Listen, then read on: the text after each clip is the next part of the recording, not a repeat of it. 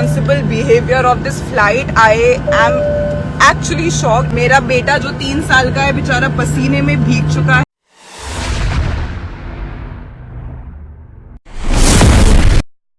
12 जून को गुजरात के अहमदाबाद में जो प्लेन क्रैश हुआ वो एयर इंडिया का था। उसके बाद अब तक एयर इंडिया के लगातार 5 से अधिक फ्लाइट में तकनीकी दिक्कतें देखने को मिली हैं। अब हम एयर इंडिया को इतना फोकस क्यों कर रहे हैं, थोड़ी देर में उसकी जानकारी देंगे, उससे पहले ये वीडियो देखिए। I am really shocked to see the irresponsible behavior of this flight. I am actually shocked. मेरा बेटा जो 3 साल का है बेचारा पसीने में भीग चुका है. We are pushing the crew button, but none of the crew is coming. Again and again, everyone is pushing. Just look at the situation. Just look at the situation. हमने कम से कम सारे लोगों ने 100 से भी ज्यादा बार क्रू को बुलाया है, but none of the crew member is responsible enough to come here and speak towards us. Look at the situation. ये रात को 12 साढ़े 12 बजे की बात है. फ्लाइट का टाइम है 7 बजे और 7 सवा 7 की फ्लाइट से 12:30 बज चुके हैं. But there is just zero awareness of the things what is going on. अगर टेक्निकल इशू है तो you should be very responsible कि आप अपने पैसेंजर्स को परेशान मत करो, सबको आराम से एयरपोर्ट पे कराओ या फिर दूसरी फ्लाइट दो. यार ये क्या तरीका लगा रखा है आप लोगों ने. Look at the situation. Really want to show you. Please.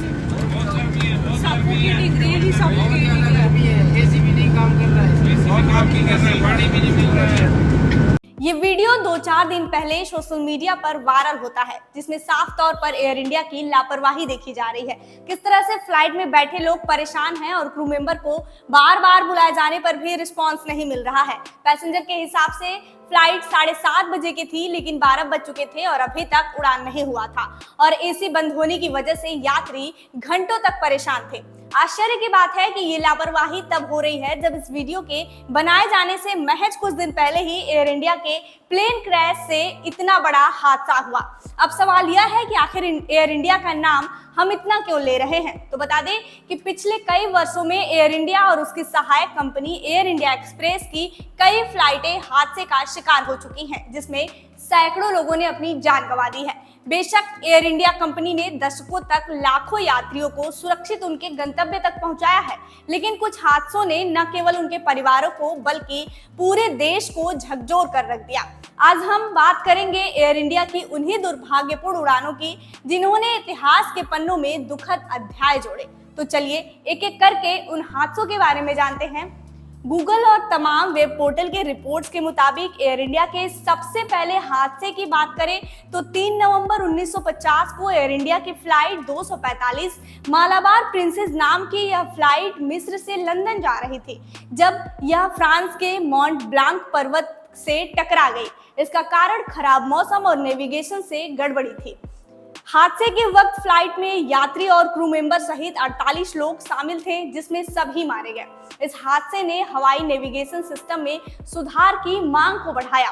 1950 में ही 3 नवंबर को एक और मालाबार प्रिंसेस फ्लाइट उसी मॉन्ट ब्लांक क्षेत्र में दुर्घटनाग्रस्त हुई. इसका कारण भी घने कोहरे और अपर्याप्त रडार सपोर्ट था. इस हादसे में 40 से अधिक लोगों की मृत्यु हो गई थी. इन लगातार हादसों ने अंतर्राष्ट्रीय उड़ानों के लिए बेहतर मौसम पूर्वानुमान और उपकरणों की जरूरत को उजागर किया.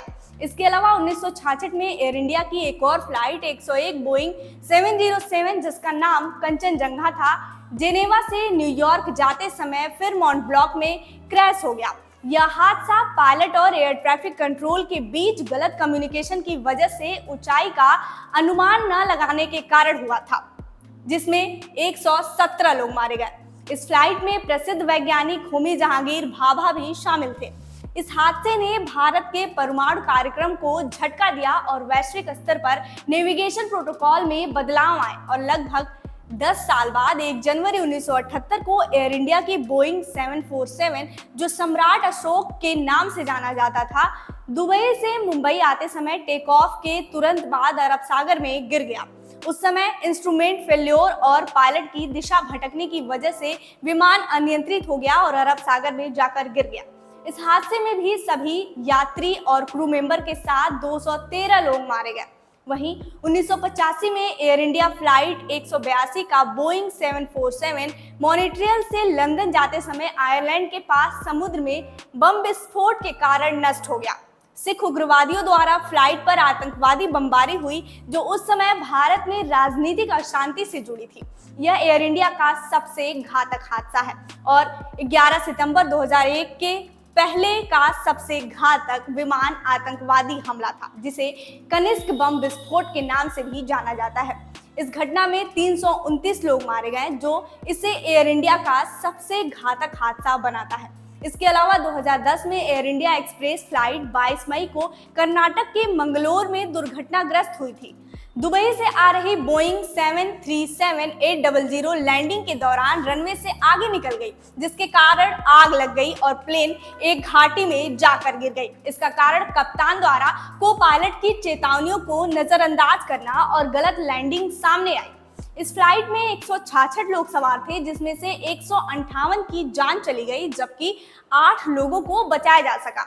इस घटना के करीब 10 साल बाद ही 7 अगस्त 2020 को air India express flight Kerala के कोझिकोड में हादसे का शिकार हो गई। वंदे भारत मिशन का हिस्सा रही बोइंग 737 भारी बारिश के बीच लैंडिंग के दौरान रनवे से फिसल गई और 2 हिस्सों में टूट गई, जबकि पायलट 2 बार लैंडिंग रद्द करने की कोशिश की, लेकिन तीसरे प्रयास में विमान रनवे से आगे निकल गया और हादसा रुक न सका। इस हादसे में दोनों पायलट सहित 21 लोगों की मौत हो गई।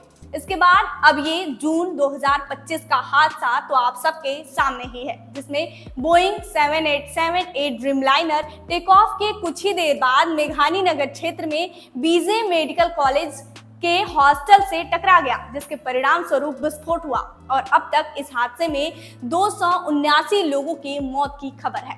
बता दें कि यह बोइंग 787 ड्रीमलाइनर का पहला घातक हादसा था और 2022 में टाटा समूह द्वारा एयर इंडिया के अधिग्रहण के बाद भी पहला हादसा ही था। कुल मिलाकर देखा जाए तो 1950 से अब तक एयर इंडिया की लगभग 9 से अधिक फ्लाइटें दुर्घटनाग्रस्त हुई हैं, जिनमें कई बार खराब मौसम, तकनीकी दिक्कतें और आतंकवादी हमला मुख्य कारण थे। ये आंकड़े बड़े हादसे के थे। इसके अलावा कई बार तकनीकी दिक्कतों की वजह से फ्लाइट कैंसिल, उड़ान में देरी या इमरजेंसी लैंडिंग हुई है। अभी हाल ही में देखा जाए तो 5 से अधिक बार एयर इंडिया की फ्लाइट में तकनीकी दिक्कतें सामने आई है। कहने का मतलब यह है कि इतना बड़ा हादसा होने के बाद एयर इंडिया का स्टाफ इतनी लापरवाही कैसे कर सकता है। अब सोचिए, एक फ्लाइट की टिकट लेने के लिए हम मोटे रकम का भुगतान करते हैं, बावजूद इसके इतना कुछ सहना पड़े तो फिर क्या फायदा।